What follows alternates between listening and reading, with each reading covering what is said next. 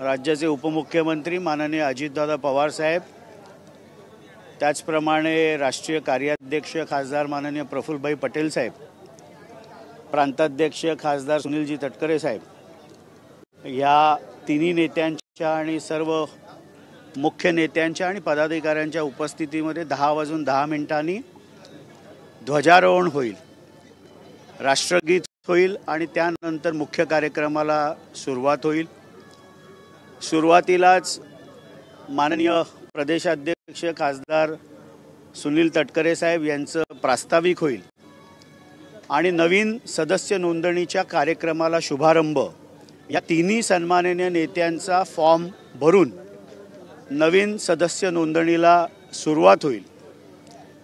त्यानंतर ज्येष्ठ पत्रकार संदीप चव्हाण यांचं आजची राजकीय परिस्थिती आणि राजकीय पक्षांनी कशा प्रकारे पुढची वाटचाल केली पाहिजे याबद्दल एक संवाद ठेवलेला आहे। त्यानंतर माजी केंद्रीय मंत्री सुबोध मोहिते साहेब आणि ज्येष्ठ अभिनेते सयाजी शिंदे हे या शिबिराला संबोधित करतील। दुपारच्या सत्रामध्ये वाढणारं शहरीकरण आणि राजकीय पक्षासमोरील आव्हानं याच्यावर प्रदेश सरचिटणीस आणि अल्पसंख्याकांचे निरीक्षक नजीब मुल्ला, त्याचप्रमाणे पुण्याच्या माजी महापौर राजलक्ष्मी भोसले मॅडम हे आपलं सादरीकरण देतील। आणि त्यानंतर विविध जिल्हाध्यक्षांचं मनोगत तिथे होणार आहे। उत्तर महाराष्ट्रातनं असेल, पश्चिम महाराष्ट्र असेल, मुंबई असेल, मराठवाडा असेल, पूर्व विदर्भ, पश्चिम विदर्भ, मराठवाडा अशा जिल्हाध्यक्षांचं आपलं मनोगत पक्ष संघटनेबाबतचं तिथे मांडण्याची सोय आम्ही केलेली आहे। त्यानंतर माननीय महिला व बालविकास मंत्री आदितीताई तटकरे या महिलांचं सशक्तीकरण आणि त्याच्यामधला राष्ट्रवादीचा सहभाग याबद्दल संवाद साधतील।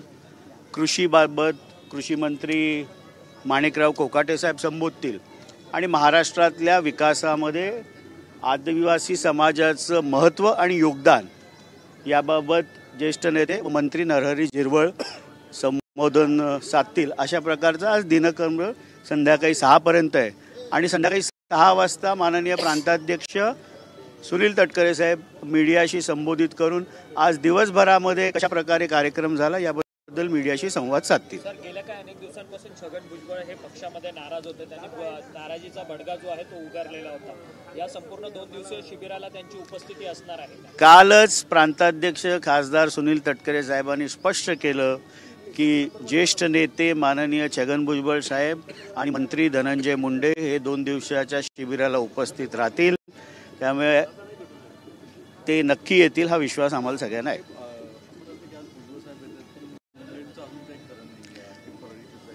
आपण सगळे इथे गेटवरच आहात, त्यामुळे आपल्याला आले की ते कळेल। परंतु धनंजय मुंडे यांच्यावरती वारंवार आरोपाच्या फैऱ्या ज्या आहेत त्या झडताना पाहायला मिळतात।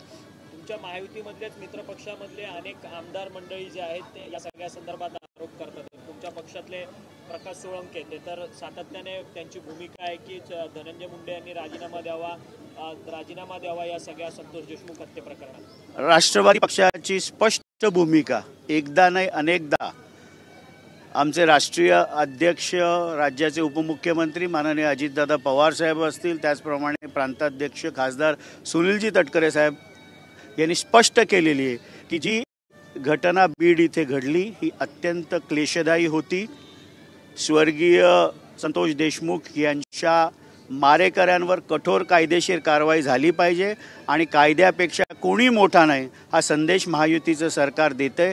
ज्या पद्धतीने राज्याचे मुख्यमंत्री व गृहमंत्री माननीय देवेंद्र फडणवीस साहेबांनी संपूर्ण पोलीस यंत्रणेला, मग ती SIT मार्फत असो, CID मार्फत असो, हा तपास चालू आहे। त्यामुळे कोणालाही जो दोषी असेल त्याला ह्या केसमध्ये सोडण्यात येणार नाही। काही लेखी घेतलं का? लक्ष्मण हाकेंचे हार्वेस्टर मालक शेतकऱ्यांना सवाल।